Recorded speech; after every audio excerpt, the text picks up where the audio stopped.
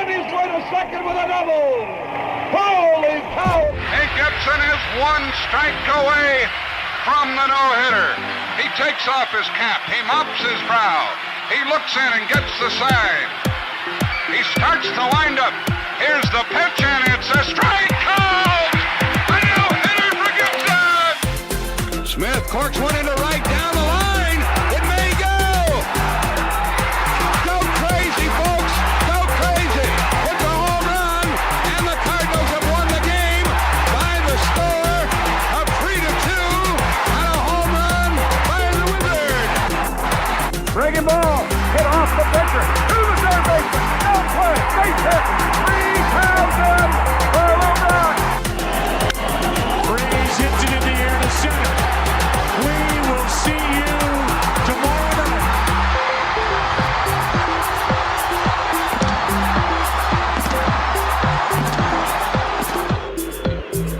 Shooter from the belt to the plate, a swing and a miss, and that's the winner.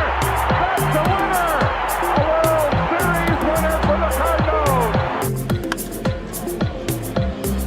Left center, Bader, diving catch, what a play! Carpenter with a drive, into left center, at the wall, gone! It's gone! Three-run homer, Carpenter! DeYoung with a drive, into deep left, at the track, at the wall, gone! Cardinals have the lead! The 2-2. Fowler swings and sends a ball into the right field corner. Hayward up and over the fence. Hayward got a glove on it. But Dexter Fowler has just walked it off. Michaelis with a drive. Deep left field. First career hit. Gone! A home run. He does it in style. A two-run shot for his first major league hit. Julio to the drive. Into center. It's at the wall. Look it up. A remarkable comeback for the Cardinals. Here's a 1-2 pitch.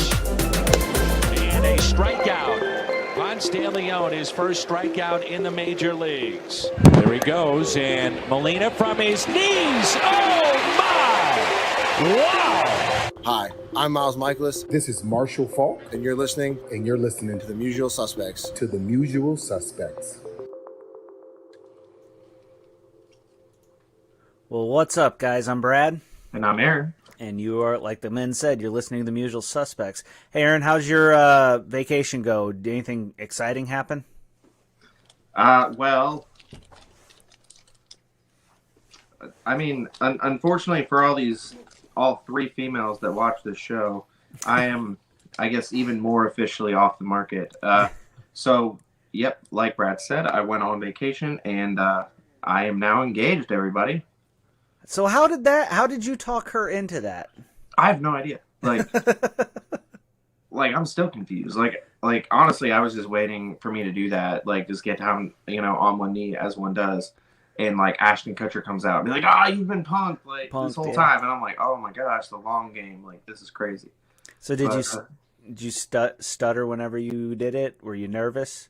I know I was whenever I did it. I'm usually never at a loss for words, and I just could not come up with the right words. Like it was weird. So like I had the plan, like I was going to do it the day that we got there. Mm-hmm. Like that was never in doubt. But then the exact moment when I was kind of like, okay, or like it was going to be kind of like feeling it out type of deal. Like I knew I wanted to do it on the balcony at our Airbnb because I was like, oh yeah, that's going to be cool. Like we've got this view. It's going to be a nice little thing. But then she set it up perfectly. We hadn't been there more than 15 minutes. She's like, oh, do you want to go walk? Or do you want to go sit out on the balcony for a minute? I'm like, oh, yeah, sure. I'll be out there in a minute. Ran to the bedroom, grabbed it, and then put it in my pocket and went out. And then, like, sat outside. We were just chatting for a minute. And I was just like my knees got freaking jello. It was crazy. Mm-hmm. And I knew, again, I knew that she was going to say yes. But in the back of my mind, I was like, if Ashton Kutcher comes out right now, I'm so pissed. And then again, she set it up perfectly. She kind of gets up. She's looking over the side, and then there's one small other section that looks over to the side, But it was like looking completely away from where I was. And so when she turned around, I was just like, bam. And I nailed it.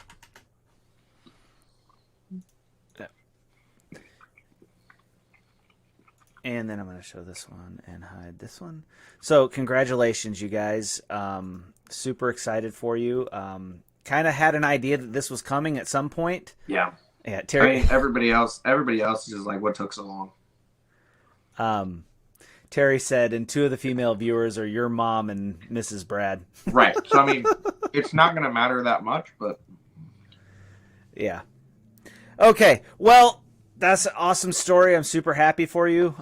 As excited as. Well, hold on. Like, it's not completely over. Oh, your story's not over. Oh. Oh, yeah. So, like, one of the things that Jessica and I had talked about that we would really like is we want you to officiate our wedding. Oh, so when are we looking at? We are looking at next April. Okay. Yeah, I got lots of time to do that. Let's do that. Yeah. So let's we're make that happen. That'd April. Be cool. Like, originally we wanted to do, like, we wanted to be crazy and do this, like, travel to Tennessee and get married type of deal. But we are looking at places in the area. Hey, man, I'm down to travel.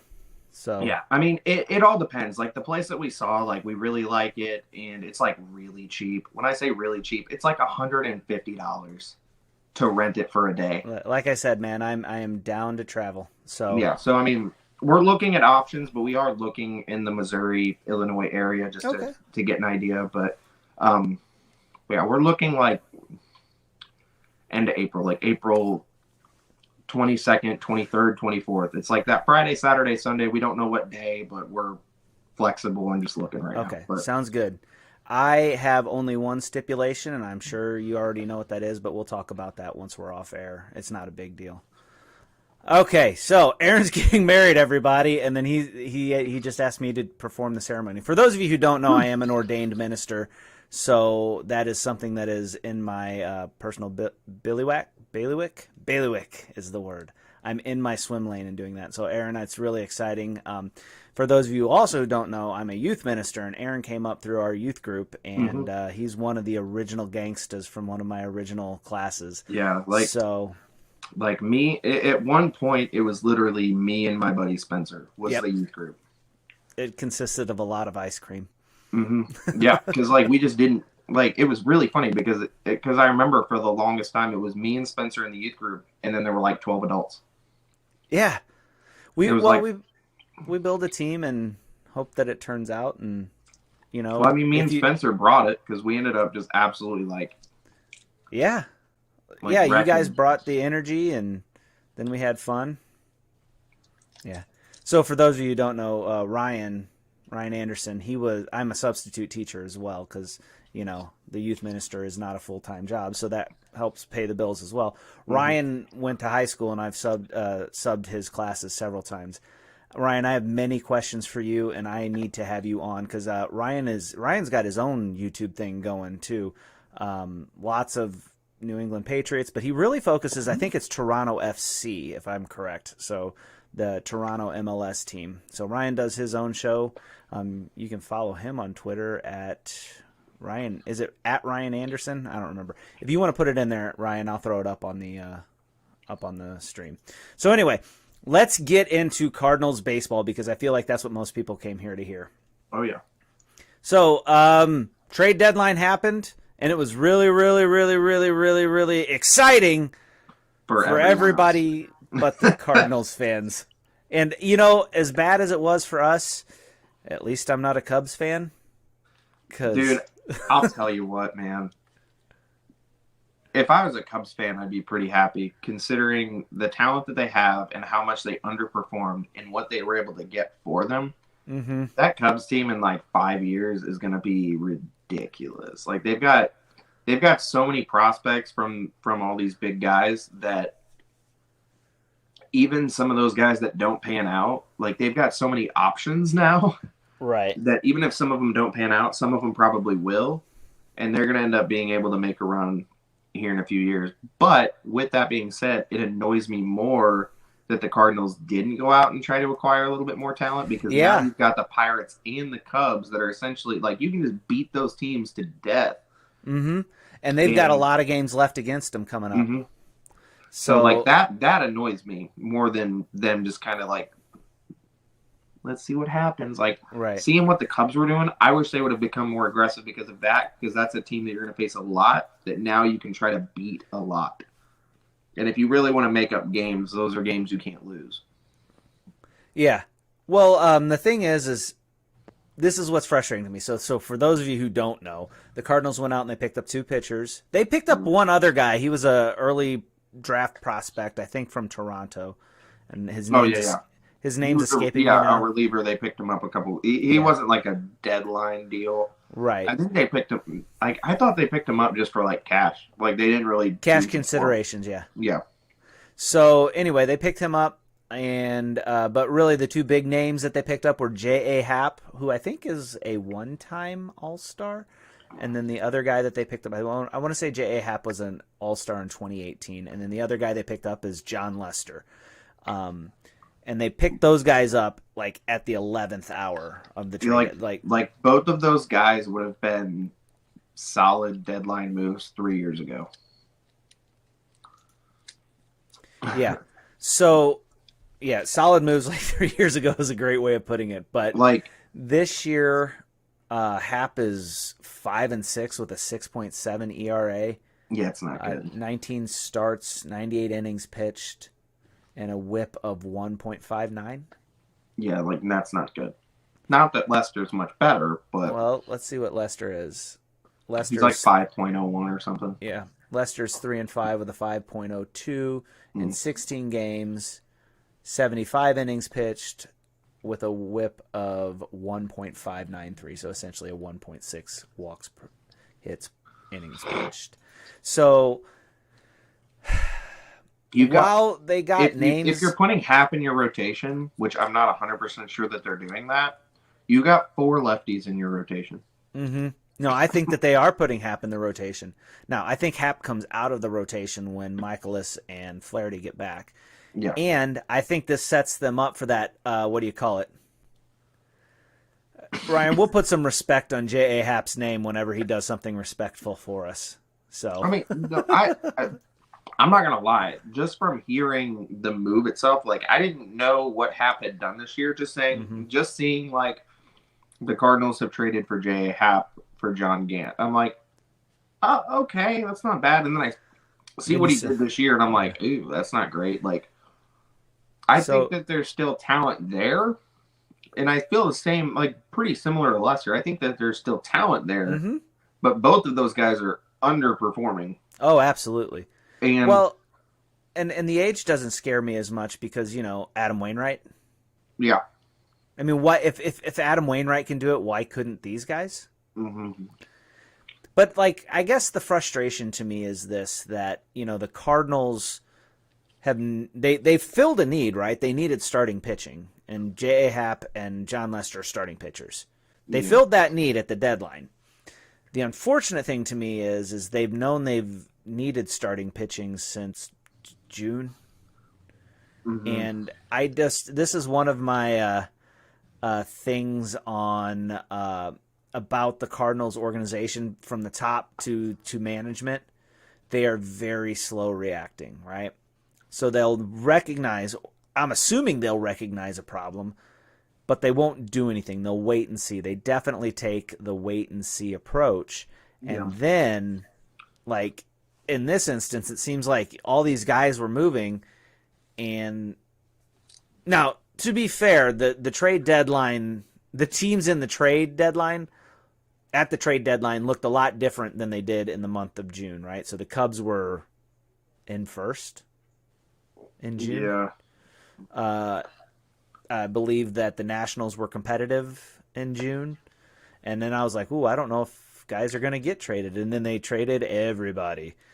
So the Nationals and the Cubs traded everybody. The Cardinals got in on the Nationals thing there. But I wish that this front office was a little, faster on the trigger, right? And I want to use the first place Brewers as an example. The Brewers had a need, and that need was shortstop. And they went out and got, is it Adams? Is that the guy's name? Their shortstop? Adames, yeah. Willie Adames.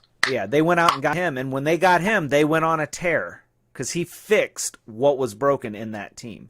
Yeah. So the GM of the Brewers said, "Oh no, we had a big problem.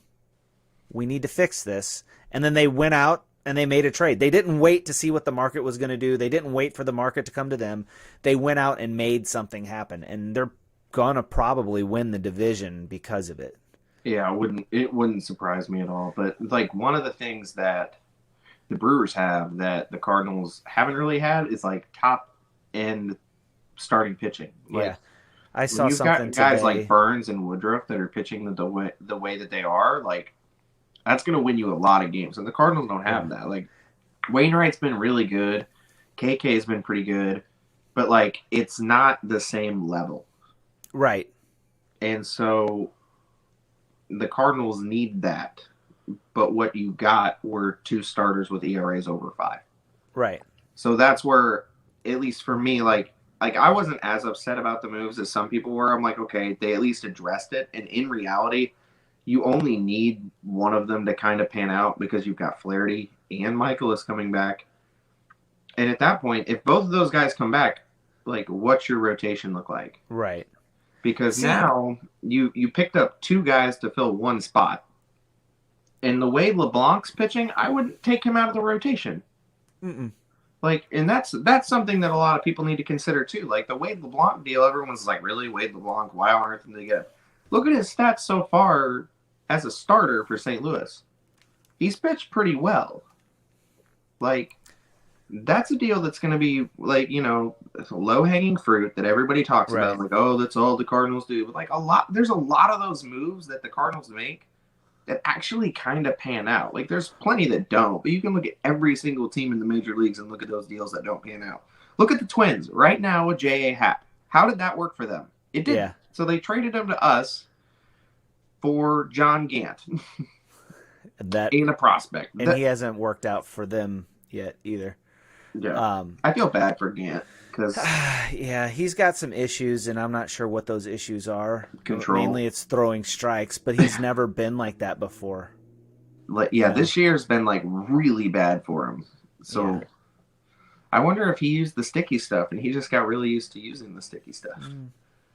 I don't know, but judging up by the Cardinals' control, I don't think the Cardinals were a big offender of that. I think that they were not using sticky stuff because they plunk people all the time. Yeah, it's not great. Darren brings up an interesting point here. Oh, that's Ryan. Darren said that Chris Carpenter was low-hanging fruit, and he's right. But Chris Carpenter was a lot younger than these guys when they picked him up.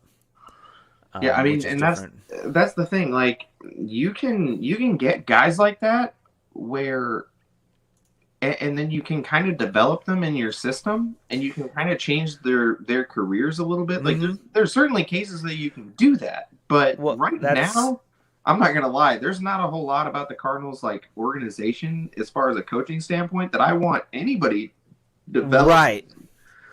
Right. Whenever they did this, whenever they had a lot of success, and whenever they did this, when we're talking about the Chris Carpenter trade, they had Dave Duncan.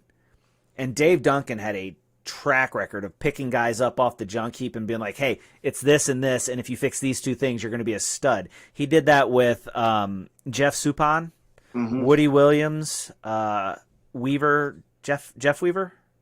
Yeah, Jeff Weaver. And, of course, Matt Carpenter, that story is just... Well, Chris, but yeah. I'm sorry, Chris Carpenter. Now, that if Dave Duncan could fix Chris Carpenter, or Matt Carpenter, I'd be down for that. Yes. But I don't think that he's the guy for him. Even though Carpenter did pitch and had a 0 ERA, so I mean... Right. Chris Carpenter's an ace. Matt Carpenter's an ace, so... Yeah. It's the last name. He just missed his calling. Yeah, I know he doesn't throw him hard, but neither did Greg Maddux. Oh, God. So, when I stopped... He'd just be throwing the eephus pitch the whole time. 57. Yeah. Nailed it. So So those are the two pickups. I think that there's some potential there because the guys have had it before, right? And that's kind of why I named the stream what I did. I named it Not As Good As We Once Were. Man, I'll tell you what. I actually think Lester's going to pan out really well. And, I think and like my reasoning makes no sense. But he pitched for the Cubs for a really long time, and he was, he saw that rivalry from the Cubs' perspective. I think he's gonna be a really good change of pace for him to see how much the Cardinals fan base and organization welcomes him for his first start. Yeah, because I know he's starting tomorrow. Right. I think that I feel like there's going to be enough outpour from Cardinals fans because what you see on Twitter is not the entirety of the fan base. I feel like there's going to be a lot of people that are going to be really supportive of him. Yeah. And I think that's going to be almost like a jump start, exactly what he needed. He pitched on the other side of this rivalry and saw how intense and passionate Cardinals fans were, and now being on this side of it, I feel like it's going to rejuvenate him, and he's going to be an absolute stud. Well, for the rest of the year. I have a feeling too that they'll get some of that Waino magic, right? Yeah, I'm calling it now. Lester's going 7 tomorrow, giving up 2 earned. Oh, okay. We need to post that. I don't think he's going to be a big strikeout guy, maybe 5 Ks, 6 hits. But yeah, write it down. Yeah. 7, all right, y'all heard it. 6 hits, 2 earned, 1 walk, 5 Ks. Hey, I got to put something up here for you, Aaron. Gino says you look like the big rig. Dude, this is not the first time that someone said that. I'm not now that he says it, I'm like, I'm looking forward to those commercials with you and Ryan O'Reilly. Yo, it's not the first time that somebody said that. I think my playing in group chat told me that 2 years ago. So that's really funny that you say that. But the reason that I look like him is because I'm white and have a beard. And long hair. Yeah, I mean, this is the long I've seen your hair in a while. Oh, that's definitely some big rig hair, though. Hey, please, it's going to continue growing out. I've already told people just promise me that you're not going to get white drunk. Jesus. It's going to keep going. So come the wedding, it's going to be Aaron's going to have the flow going. Oh yeah. All right. So I'm with you, and I question too because I'm not sure what the Minnesota park is like, but wasn't it the new one? Isn't it kind of a hitter friendly park? I'll be honest with you, I don't know. I'm not. Yeah, right here. Keep your clothes on. But I know that Busch is a pitcher friendly park. Yeah. I think that's part of the reason you see fall off from a lot of these offensive studs that the Cardinals bring in. They bring them in, and then they get to this park, and hitting in Busch is different, right? Yeah, I think Jim Edmonds was you talking really about only that. see the elite of the elite stay elite.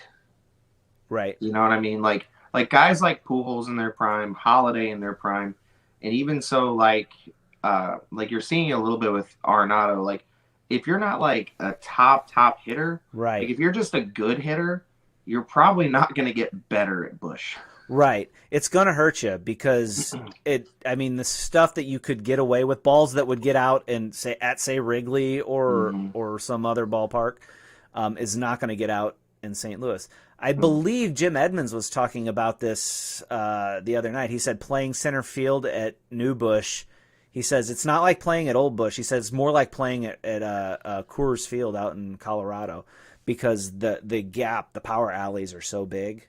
Yeah. And he goes, so you got weird angles to the walls and stuff like that as a center fielder, but that means that the park's big, and that might benefit these guys. I know that I forget which one I heard was having trouble with the home runs. Probably both of them, but I think Hap more so. Yeah. I don't see anything here. But anyway, if you're having trouble with home runs and you get into a park that's a little more pitcher friendly, some of those balls are going to fall in the glove of Bader, O'Neill, and Carlson. Yeah, and that's another thing too. You've got a fairly defensive-minded team behind you. There's going to be a lot of situations where the ball's going to come off the bat and you're going to be like, crap. And then you're going to realize, oh, Harrison Bader's out there and just made that catch and made it look easy. Okay, like that's another thing that I feel like doesn't get talked about enough. Like that adds to your confidence level. Like that's going to make a lot of these guys like feel better about going out there and knowing that you can attack guys. Yeah. Because even if guys make contact, like look who you've got behind you. You've got Nolan Arenado at third. You've got Paul Goldschmidt at first. You've got Paul DeYoung at shortstop. You've got Tommy Edman at second. Like that's a really solid infield. And then you got to back it up with O'Neill, who won a Gold Glove. Bader, who, God forbid, he makes enough innings to win a Gold Glove, is a Gold Glove caliber center fielder. Yes, he is. And then putting Carlson in right, like that's a good problem to have. Like I don't love him defensively, but like you can tell he's like, at least for me, eye test and analytics say it, like he's not really a center fielder. No. And whenever we get Bader back out there, you're like, okay, no, that's what a center fielder is. So being able to have Carlson in right is fantastic. Yeah, because Carlson has a great arm. Yeah, when you've got that defense, it's going to make a lot of these pitchers feel like, okay, like I still got this. Like I guarantee you that's one of the reasons why Wainwright's been so successful. Oh, yeah. Like, he's got that team behind him. Well, in pitching, whenever you know that you can throw a pitch and you don't have to be as fine, and as long as the ball stays in the park, your outfielders have a chance of getting it, that's a reassuring feeling. Same thing for like third base and shortstop. If you know that you can pound a right-handed hitter in and get them to hit that ball to the left side of the infield, you feel pretty good that the player is going to make the play. Now, I know that they've booted some balls lately, but that's the exception, not the rule. That's not the norm. So I look for some better numbers out of these two guys. But I don't know what's going to happen, as far as that goes. Darren wants to know who's a free agent as a starting pitching this offseason. Are you talking about the for us or just in whole general? major leagues or just us? Because I know that Wainwright will be a free agent at the end of the year, and so will Happ and Lester. I think KK also is. Oh yeah, that's right. KK is as well. I thought I saw something that they've got some option for him, but I don't know if that's true. I think it's mostly due to the whole COVID situation, but yeah. Ryan says that Stroman will be a free agent. I mean, I've never really been the biggest Stroman advocate. Like, I mean, here's the thing: if the Cardinals picked up Stroman, I'd be like, all right, cool. He's a good addition. I mean, there's some guys he's going to be better than. That would normally be in the rotation for sure. Darren, I don't know. Darren wants to know for the whole league. Yeah, I couldn't even begin to tell you what the starting pitching market looks like. Man, the Cardinals have been just absolutely decimated in starting pitching. Yeah. Like, what do you think? Do you think that they need to keep one of these guys around? Happ or Lester for next year? Do you think that they need to try to re-sign one of them? Not necessarily. You've got, here's the thing. Like, the statistical probability of being out, Flaherty, Michaelis, Hudson, having all three of those guys out again would be really, really difficult to actually accomplish. Like that would be almost worst case scenario. Like the fact that it happened this year is crazy. Like missing Carlos, missing KK was down for a little bit. Michaelis has been out. Like everyone's been hurt, and like that doesn't normally happen. Right. And like to expect that to happen again would be honestly, it would be crazy. Like you're expecting Hudson to come back. Like he's had a year off. He should be fine. Flaherty should be back. Michaelis should be back. Mm-hmm. I would pick up one of those guys simply due to I don't know if Wainwright's coming back. That was what I was gonna say. I said if you add Wainwright to that combo, if you said Wainwright, Happ, or Lester, and you've got Wayno's already made it clear that it's this year or next year, and he's done. So, like if he feels like there's not much more for him to accomplish, and he wants to call it quits after the season, it's a conversation you want to have because at this point, are the Cardinals bringing back Carlos Martinez? I wouldn't. I doubt it. and I was a huge advocate for Carlos the last couple of years. I wanted him to be so good because he's shown that he can be so good. He can be a number 2, number 3 starter in Major League Baseball, but he's just not doing it, man. Like, he doesn't look like he wants to be there. Like, I tweeted a while back talking about Bader, and I was like, you know what I love about Bader? He looks like he genuinely has fun playing baseball. Carlos Martinez is the opposite. He looks like he hates being out there. Yeah. Every time you cut over to him after he throws a pitch, he looks like, I just want to go home. Yeah. I feel like that's bad for the clubhouse. I feel like that's bad for his psyche. Like, yeah, it's like it's literally polar opposites. Like, if he doesn't look like he wants to be there, he doesn't look like he's having fun. So, like, why should he be there? Right. Yeah, I don't know. Yeah, so I'm not sure what I don't think I bring him back. I think you've tried. I think you've given him everything that you have, and if he's going to have a successful career as a major league pitcher, he's going to need a change of scenery because I don't see what's going on with him in St. Louis getting any different outcome, right? Yeah, and I feel bad for him when that's the way it worked out. Yeah, and I mean another rotation option to consider too is Reyes. I absolutely think Reyes needs to be in the starting rotation. Yeah, like if it's me, my starting 5 next year, again, this is barring Waino's decision, would be Flaherty, Hudson, Waino, Michaelis, and Reyes in no particular order. But that would be my 5. If Wainwright is indeed coming back. Say that again. I was typing something. Yeah. So, if I'm going into 2022, if Wainwright's willing to come back, my starting 5 is going to be Flaherty, Hudson, Waino, Reyes, and Michaelis in whatever order you decide. Okay. Like, that's my starting 5. Like, I think it makes the most sense. I think Flaherty's still your clear number 1. Hudson, again, we've talked about how much I don't like Hudson, but the same reason I think that Lester can be successful is because of a good defense, and Hudson relies on a very good defense, which we still have. So while we still have that, yes, I do think he can be successful. So, yeah, I think Hudson's probably your number 2 or 3. Wainwright's earned being a number 2, but you never know. And then Michaelis, as long as he can stay healthy, which, at this rate, who knows? And then, obviously, Reyes needs a shot in the rotation. You've seen just glimpses of what he can do.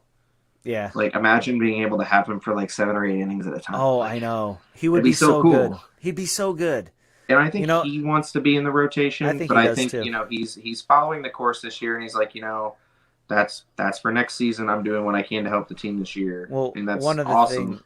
one of the things Mike Schultz said was they were going to give him more opportunities in non-save situations to pitch because he's not going to reach that 75 to 80 inning goal that they had for him. Yeah. So they're just going to get him out there some more. Yeah, because there's been a few games here recently that I'm like there's a 4-run lead. Why is he pitching? And then it's just like, oh, I mean, especially if you're already warming him up. Like the last couple of games, we only had 1 or 2 run leads and then piled a couple on late. This is might as well pitch him anyway. Right. Can't hurt, I guess. Yeah. Yep, I would love to see Reyes in there. Another dark horse candidate, we kind of talked about this on Twitter, and it was the most hilarious conversation I've ever been a part of. But I think next year is the opportunity where Liberatore comes up and can possibly make some starts for this team. Yes. Even Zach Thompson, he's another top prospect that he came out of college. He's probably going to be major league ready next season. It's very possible that one of those 2 guys can get some spots throughout the years. Oh yeah. And with the injury history of this rotation, it's possible they might get starts sooner rather than later. So, I mean, I'm a fan. I don't know. Are they expanding the rosters this year? I think so. I don't necessarily think that they're going to get called up for the end of the year. Like kind of how we were saying, like that tweet that I sent out at the time was half joking, half not. I'm like, if the Cardinals aren't going to do anything, if they're not going to actually commit to this is before the trade deadline, mind right? It was the day before it ended. Yeah, I was like, if they're not actually going to do anything, why not call these guys up get them some major league experience, and everyone was just like, "Oh, you're gonna mess with their time. Well, You're gonna mess with their clock." I'm like, that's the stupidest argument I've ever heard in my life. I hate that argument. Like, they came at us like if we they're gonna kicked be their good, dog. they're gonna be good and get paid later. Right? Who cares? Like, right? Like that's the I hate that argument. Like if you actually think it's gonna stunt their development, fine. Yeah. Sure, but if your only reasoning for why they shouldn't get brought up is like you're losing control, I'm like, that's so stupid. Like, well, because thing whether about they're 26 that is, or 27 when they hit the market, they're going to make $20 to $30 million a year if they're really good, or they're going to not have panned out and not make money. So regardless, like it's going to end up the same. Well, and the thing to remember too is when you're talking about starting their clock, that's with this current CBA, right? And that's going to change next year. There's no guarantee that the CBA is going to be the same. And based the way guys are seeing contracts go, those years of control is going to change. And that's going to be a scrappy sticking point. Because I don't think that owners want to give that up, and I think players want to change it because there was this like kind of unwritten understanding that you would get paid for what you did under those years of control. Not necessarily, and the owners, which I kind of don't blame them. It's like, yeah, but you're going to get kind of bad when you get older, so we're not going to like be stuck with an aging player and $300 million, which is like good business. And, we've talked about this so many times. That's why I really like the idea of more incentive-based stuff. Like, it should be a combination of like all those things. Like, yes, you should get paid because you overperformed in these years, and that was really important to us, and we appreciate that. But if that was like kind of an off little time and you actually get worse over time, we don't want to pay you a ton. So how about this?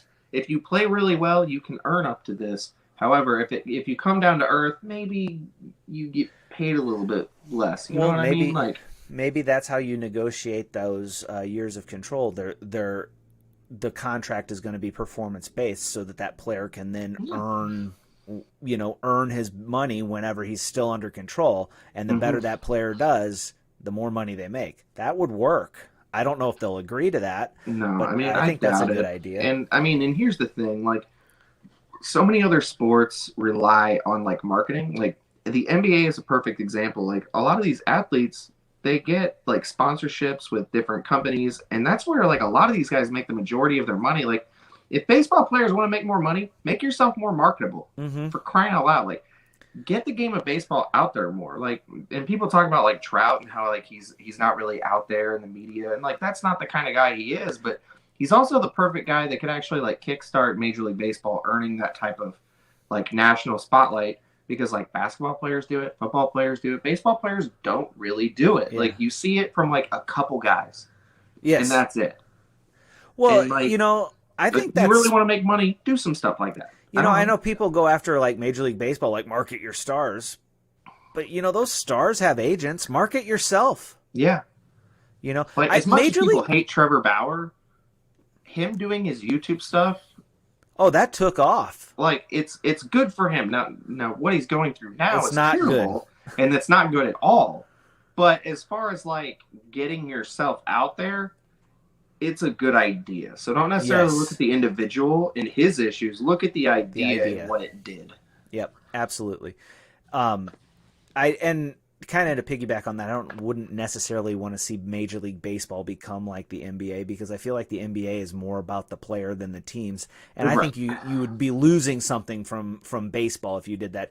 And with baseball, you can ill afford to lose that team spirit because you got 9 guys every day that are trying to make the thing work, right? It's not like you got 5 or 6. I get that, but at the same time, I think Major League Baseball is doing their own. They've got their own problem of like really heavily marketing like the same 3 dudes. Javier Baez. Yeah, Javier Baez and Tatis and Juan Soto. Yep, absolutely. Like they find these same dudes, like they're always putting their stuff there, like, look at what Tatis did again. And it's like, there are other dudes that type of thing. It's like over how it is, and that stupid game against Pittsburgh. I'm like, no, this is just as much about like a bad. Did everybody get that? Pittsburgh is really bad. Hey, Aaron, you're breaking up. I think your internet is going down.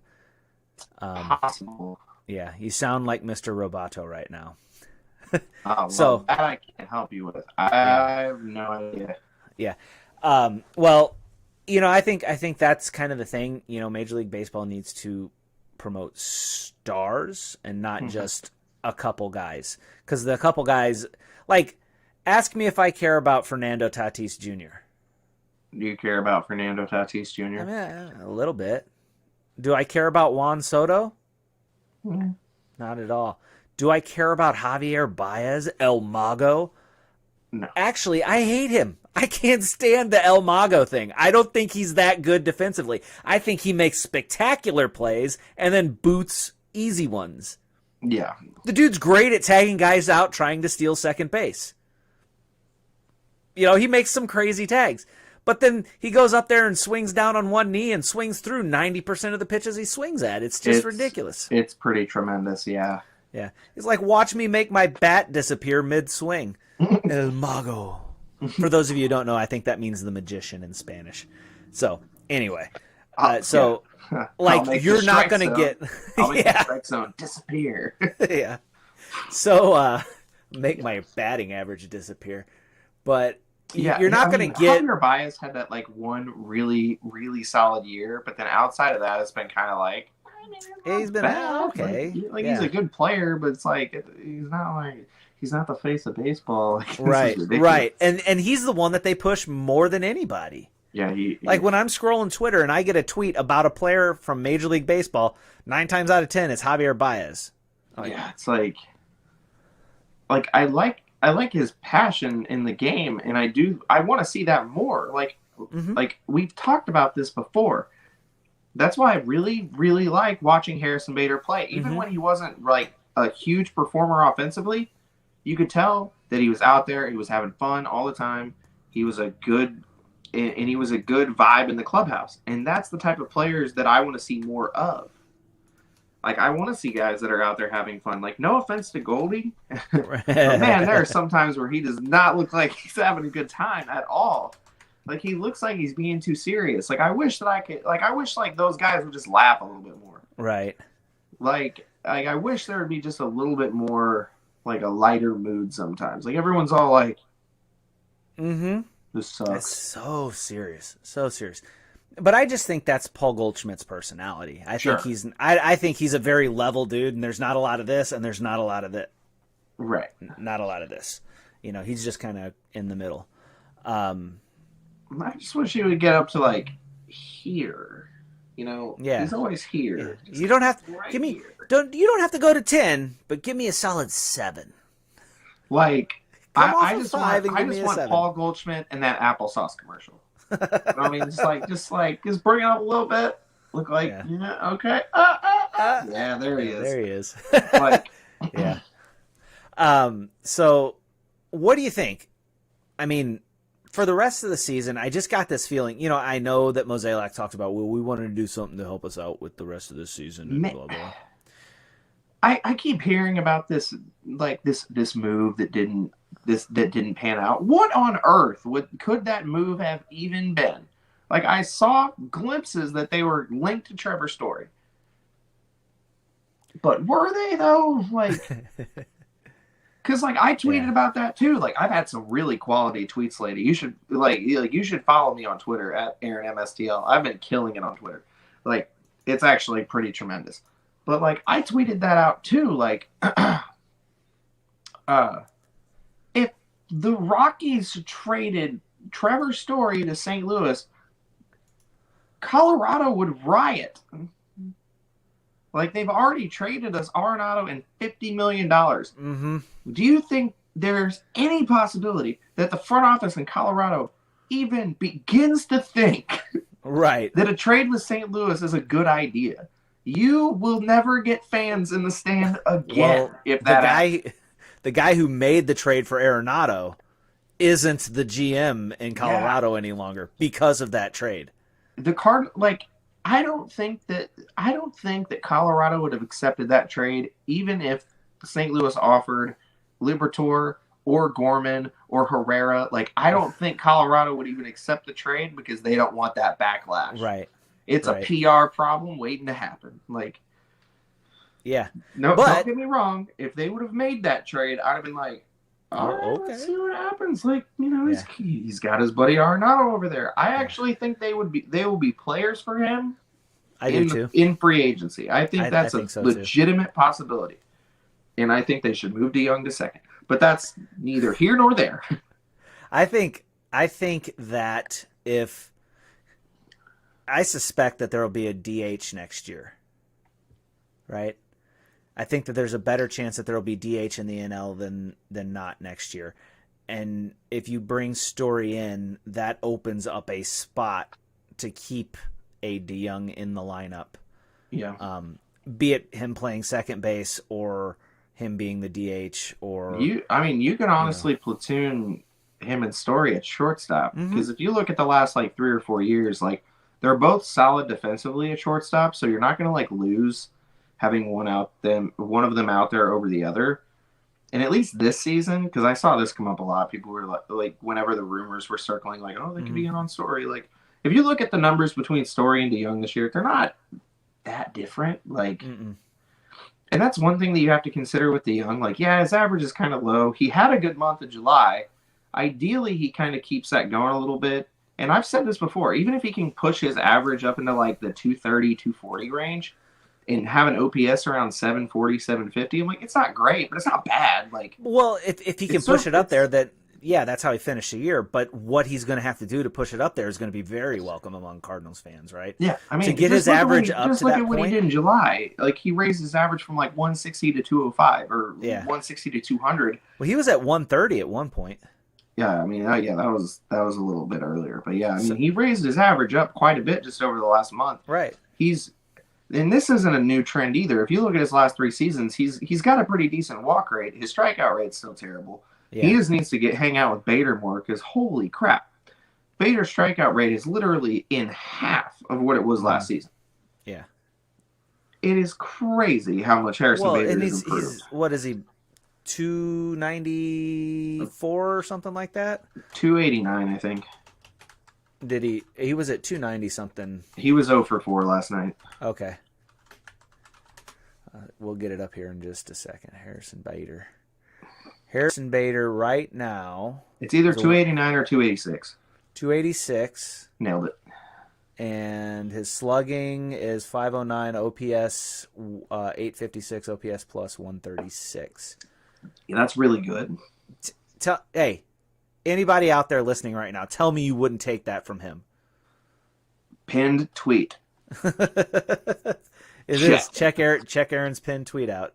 February 28th is when I made that tweet. Yeah. I have been in on this the entire year. I still have a running bet going on with Gino on whether or not he'll finish over 800 OPS on the year, and the loser has to donate $100 to charity. And I'm like, I mean, either way, you really can't afford to lose that, Aaron. I mean, maybe not, but you're about to get married, man. Yeah, no, I'll figure it out. But yeah. Hey, did you know that the Usual Suspects are a 501c3 charitable organization? I'm kidding. There's no truth behind that whatsoever. But yeah, no, we would have to do a lot of paperwork. But I work in a bank, so I mean, theoretically, we could actually make that happen. I don't want to do that paperwork. I don't either. That's too much work. Like we don't want to be a non-profit anyway. We want to be a for-profit. We want to be profit. We like to make money from this. That would actually be really nice. Yeah, Darren's absolutely right. He says that plays over 162, 100%. Oh yeah. You would take if your whole lineup did that. You would be ecstatic. I mean, this year you do have to take it with a grain of salt because best case scenario, he's probably going to be around the 325 to 350 at bat range. Right. But that's still pretty nice. But my God, put him in leadoff. Mm-hmm. Like Carlson has played better leading off as of late. I will give you that. However, Carlson's best work comes whenever he's batting number 2. I'm telling you. When you have Carlson batting needs 2, to lead off. It's more fun getting on Twitter now because more people are getting on that bandwagon, and I'm like, yes, join us. Yeah. Harrison Bader needs to lead off. Yeah, you all watching need to start that trend on Twitter. Yeah, hashtag make it really aggressive. Like hashtag Harrison Bader should lead off for the St. Louis Cardinals. Like make it really long because if that gets trending, that means you guys really went for it. Yeah. Like, you guys sat down and actually typed it out, and I appreciate that. Yeah. So looking down the road, I mean, I don't know. The Cardinals don't have They're a really playing good a shot. lot of bad teams. Yeah, but they don't have a really good shot of making the playoffs even at that, because they're playing better, but they're not playing that much better, right? They should. Yeah. They need. What's their record right now? They're Like one over 53 and 500. 52 or something? Yeah. Might be 54 and 53. I don't remember. But I've made the point that the Cardinals are going to have to win something like, they're going to have to go on a winning streak of like 8 or 9 games to get back in this. Now, if they can win 8 or 9 in a row, they could get right in this thing. You know, they could be in the thick of it, be it the wild card or even. I mean, the division. they have to win 90 games. Yeah. They're going to have to be like 36 and 20 down the stretch. Yeah, and they're not on pace to do that. No, I mean, they're on pace to be like, 84 and Yeah. like 84 and 78. Like, A couple games over 500. Yeah, it's just not going to work. And, Mike Schilt talking about, well, we won this little sect of games, and that was pretty good. And it's like, yeah, but...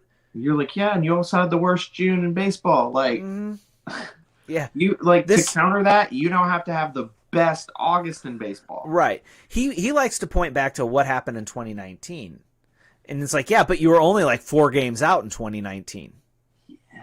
The math is different now. I mean, I don't know.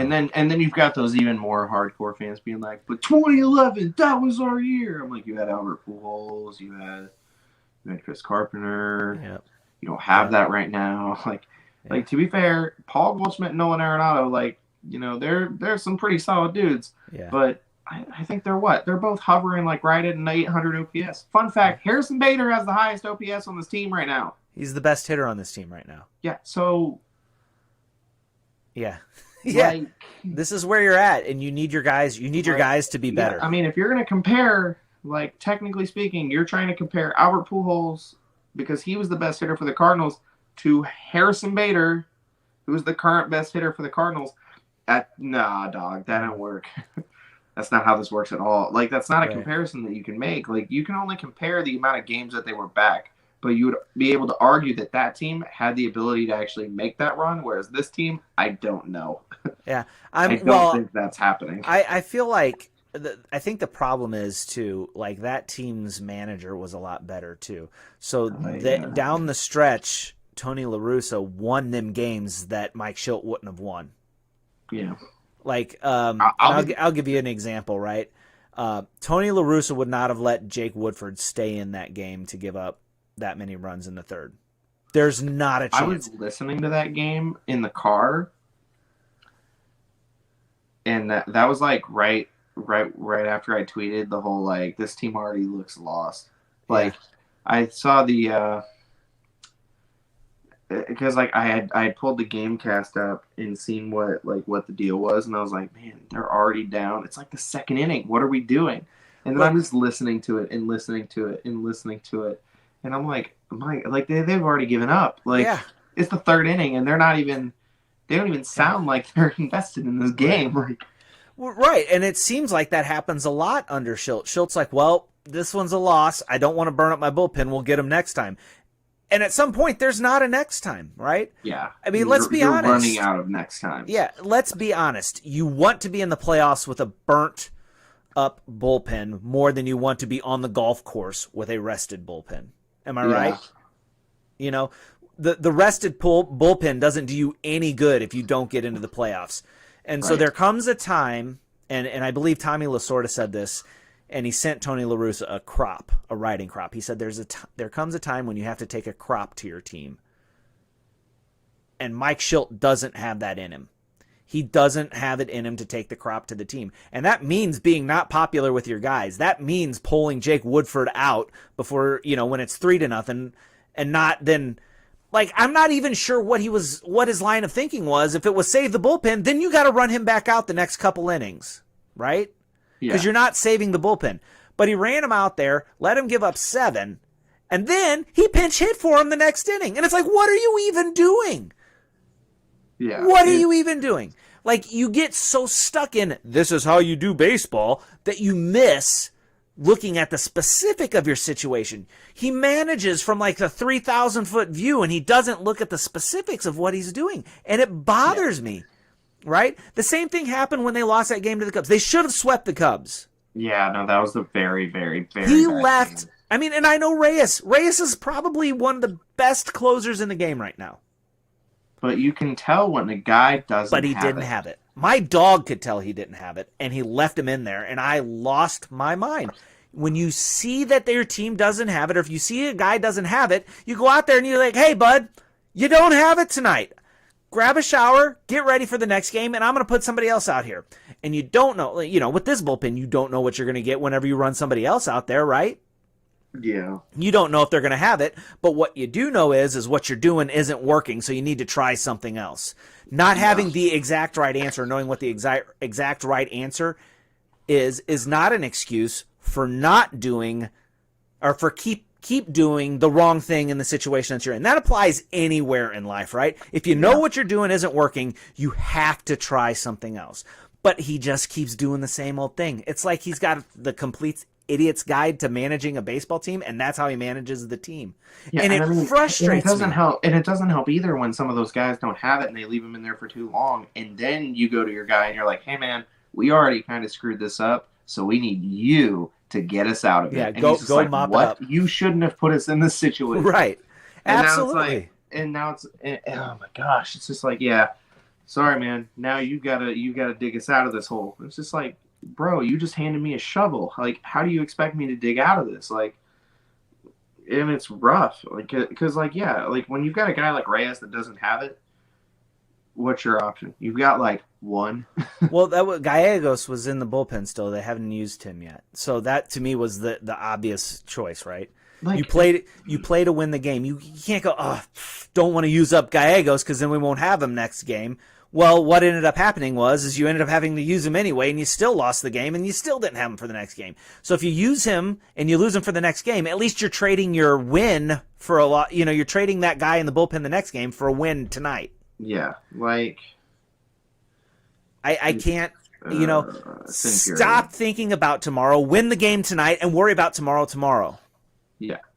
Because you need to win now. This is what we're talking about with this. They need to go on a run, and you need to take a crop to the guys. Mm-hmm. Mike Schilt needs to make the hard choices, and he needs to send these guys on. Take the crop to them. Hey, listen, do we want to play in October or not? Because if we want to play in October, some of you guys are going to have to do some hard things. Yeah. And you know what? I am absolutely certain that guys in that clubhouse would get behind that attitude.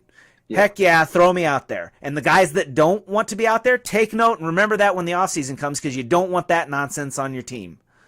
I don't know. Ryan makes a great point here, and I'm going to pull this up. Ryan says that Schilt would get ate up in a big market city. You think Charlie Monteo has it bad? Have him switch places. Schilt would get marched and thrown into Lake Ontario. So I believe that Monteo is who's he managing for? Is that? I mean, given this guy's track record, I'm assuming Toronto.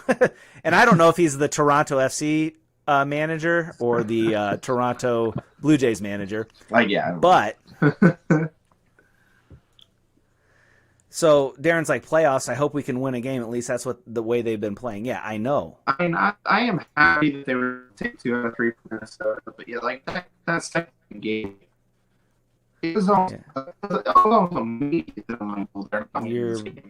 You're breaking up again. Like, I'm the wash. Like, we'll see what happens tomorrow. Yes. And what sucks is that they have that mindset, and I hate to translate for the fans. Like, if I see a game like that where they clearly I'm just giving up, I'm turning the game off. Right. That's why people are going to leave the game. They're going to leave the stands. Mm-hmm. If this game gave up, so am I. Like, I don't want to be here for this. Well, and the thing, watch this crap. And the thing to remember is that when you got fans leaving the game in the second, third inning, fourth inning, that's innings that you're not selling concessions. Yeah, that's not selling souvenirs. There's money walking out of the stadium because your manager's, we'll get them next time. Like, stop it. And like, Ryan said guys have that attitude of like, wasn't it Kobe Bryant who was just like, It's like I give it my all because like if it's some of these first time seeing me, I wish some of these guys would go out there like that. I'm gonna go out here and give it my all because maybe there's some guy that's here that is here to see me, and I want to make sure that I do everything that I can to show you that I'm giving this effort. Like Right.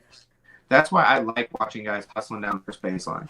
Yep. Like on plays that could be kind of close. Like maybe you'll probably get thrown out 9 times out of 10, but you know what happens fairly often? Errors. Yeah. Or bad Yeah. throws. If you're not hustling down the line, someone can make a misplay and still get there and get you out because you weren't hustling. Like, Right. Run down the line, big shoots. Like let's go. Yeah. And if Even you're if you're the slowest guy on the too team. frail and hurt and old, so you don't want to run down the line, maybe you shouldn't be playing baseball anymore. Right.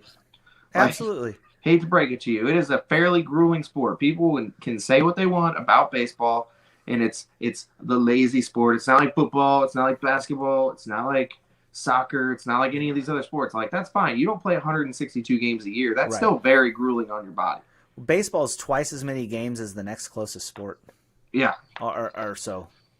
And to be fair, I feel like there's much less active movement, but still, like you're Right. doing it twice as often. And I feel like one of the things that people don't realize about baseball is that like your conditioning program and like what you're doing on the field, like practicing and warming up, like there is still a lot that goes on behind the scenes, like not just what you see on the field for 3 hours. Like there's still a lot going on. Like these guys are still professional athletes. Like Yeah. these guys put in work. They And, do. and if your body is not capable of running down the line and hustling, you should probably stop. Right. Like Right. I hate No, to break it absolutely. to you. Like I hate watching just lazy plays. Like there are so many times where I'll see a guy just kind of like teeter into first base, and then the throw comes in a little high, takes the first baseman off a little bit, and then he comes back and tags the bag. So like, dude, if you were hustling, you might have beat that, Absolutely. but you weren't, and it's still an out. And now I'm pissed at you. Yeah. Yeah, it's maddening, you know.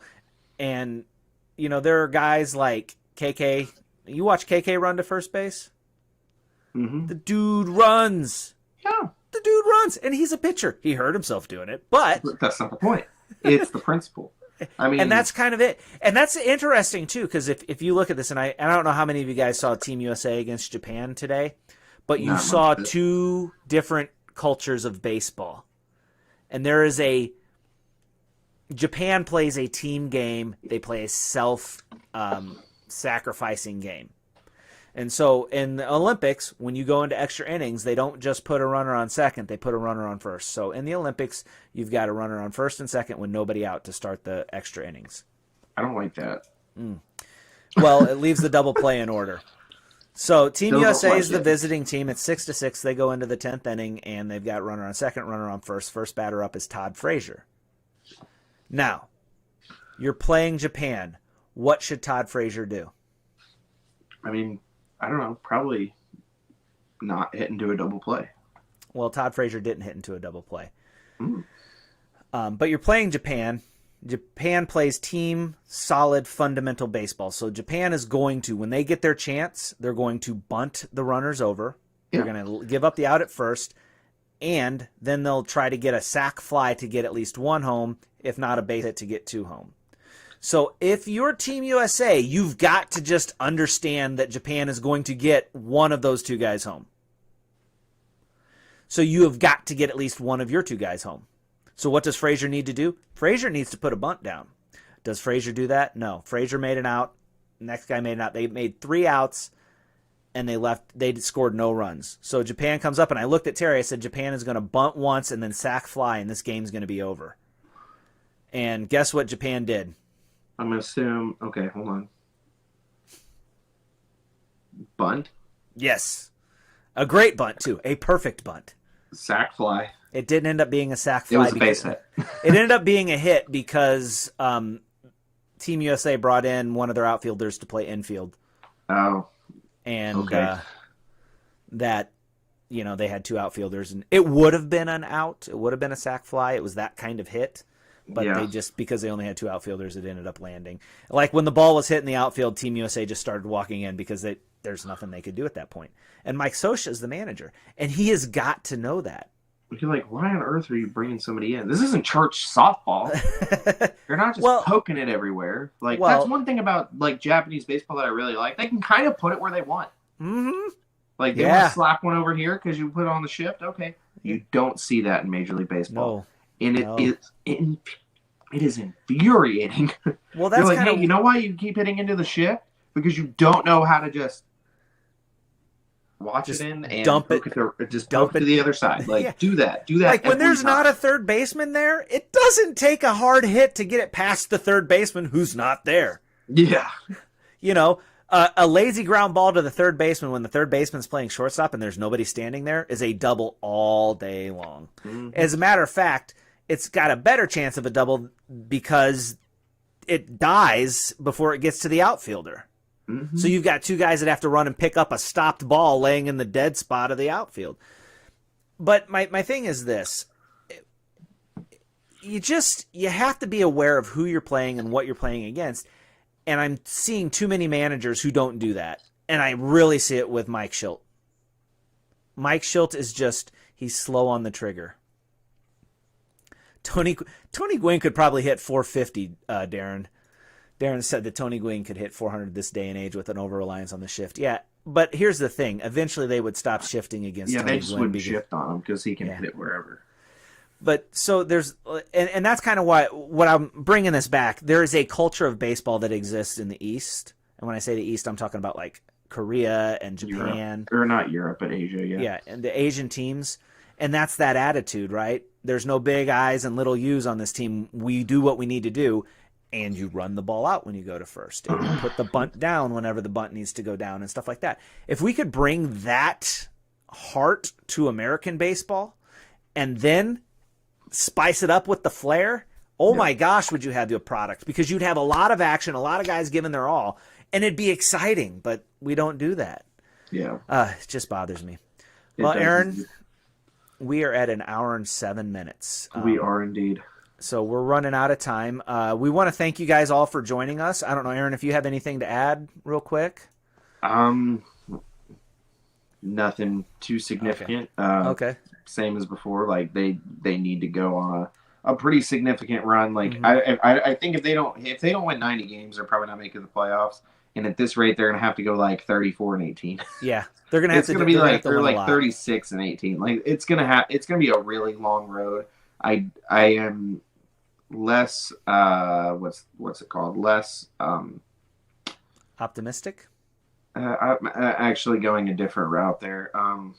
Less critical of the Hap and Lester moves than most people. Fair. Like I think I like Lester's deal more than Hap, but honestly, I don't think it's as bad as most people are saying. Like, does it make this team significantly better to the point they're going to be a playoff team? Probably not. But honestly, it's going to give Woodford and Oviedo time to just sit back in AAA. Like right now, like we've seen some glimpses, but it's just not there. Yeah. I would rather run these other dudes out there because here's the thing: like if you're going to have a guy pitch and give up 5 runs, at least it's not going to kill some of these young guys' confidence. Maybe right. Like I don't know. Like yeah. Well, it is what it is. Yeah, I mean, my prediction for the rest of the season is, and I think that they're going to play well enough to make it close, but not well enough to do anything more than just break our hearts whenever they don't make it. Yeah, I think they're going to be like an 84 win team. Yeah, I think the problem is we'll always look back at that month of June and the first part of July and just go, it's like that's what cost us. The worst month in baseball. But the thing about it is too, that's exactly how the front office will look at it, and they'll look back at it and be like, man, if we just didn't have that month, we would have been right in it. And then they probably won't make any significant moves this offseason to correct anything. And really, I don't know where you make corrects. I mean, if you can get Story, great, let's do it. If you know you're going to have a DH, make sure you get yourself a competent DH because you don't have that on the team right now. And but I mean, if they do that and then just add some depth, I think they'll be all right next year. Yeah, it really was a perfect storm of starting pitching going down. I mean, there was a point where we're still at that point where your rotation's youngest guy is 33. Yeah, second youngest guy. Anyway, him was 33, and then you get like 37, 38, 38, and 39. Right. So many lefties. lefties. Yeah, 4 lefties right now. All right. So let's hit the socials real quick. Guys, I'm really thankful that you join us. We do this. It's fun to do. Aaron and I love to talk baseball, and then we love to talk with you. As you guys communicate and chat, you guys saw it all night. We'll bring you up. So please engage. Let's see here. What do we have? Yep. Okay. Coda's Clubhouse. I wish Carpenter would bunt, especially when they have the shift on, which teams do every time he at bats. If he would bunt, he would easily get. Yeah. Yeah, I wish he could bunt. Yeah, that would be fantastic. Yeah. All right. Well, you can follow me on Twitter at RangeBrad. You can follow Aaron on Twitter at Aaron MSTL. You can follow the podcast account at Musial_Suspects. Some of you might be watching on that. If you're watching on Facebook, so go ahead and subscribe to us there. And if you're watching us on Facebook, leave a like. It helps feed the algorithms. The algorithms right now really like broadcast and engagement. So the more you guys talk and the more you click like, the more exposure we'll get, the more friends we'll have. We all get more friends whenever the page grows. So there it is. I saw a like already. Don't forget to like, right? I'm just going to throw this ticker up here at the bottom. Please like, subscribe, and turn on notifications. And then we're also on YouTube. Ryan was watching on YouTube tonight. You just search Musial Suspects, not musical. Usual Suspects. It'll autocorrect it. Yeah. Yeah. It'll ask, did you mean? No, you did not. And so if you like Facebook is my preferred streaming platform. I run some browsers that really Facebook doesn't like because they do some anti-tracking stuff. And so everything grinds to a halt on those browsers. So YouTube doesn't do that. I like YouTube. So go ahead and like and subscribe. So if you're watching on Facebook, pop over to YouTube, subscribe, and then just watch on whichever one you prefer. But if you can get our engagement up, we can do some really fun things on YouTube as well. And then like, subscribe, and then turn on the notifications. So whenever we go live, you'll get a notification. I know Facebook will send one out 20 minutes prior to, and YouTube, usually, if I get it up in time, will send one 30 minutes out. So we really appreciate you guys. Thanks for joining us. For sure. Yeah, we typically go live Mondays for our normal show, and then Brad's been doing kind of his own morning thing, cards and coffee. Usually you do like Wednesday mornings, but it can vary a little bit. But yeah. Well, it varied this past week because Thursday was supposed to be like 99 degrees and I mow grass. And Wednesday was supposed to be 93. So I just switched those 2 days. Yep. But generally I try to do them on Wednesday at 9. You fill up a cup of coffee. And like this past week, we talked about what it takes to be the GOAT. So you can go back on YouTube, on Facebook. All of these episodes are archived there, and you can rewatch them. But again, thanks for joining us. You guys are awesome. We appreciate you, and I guess we'll catch you next time. I'm Brad. And I'm Aaron. And you've been watching The Usual Suspects. Catch you later, guys. Later.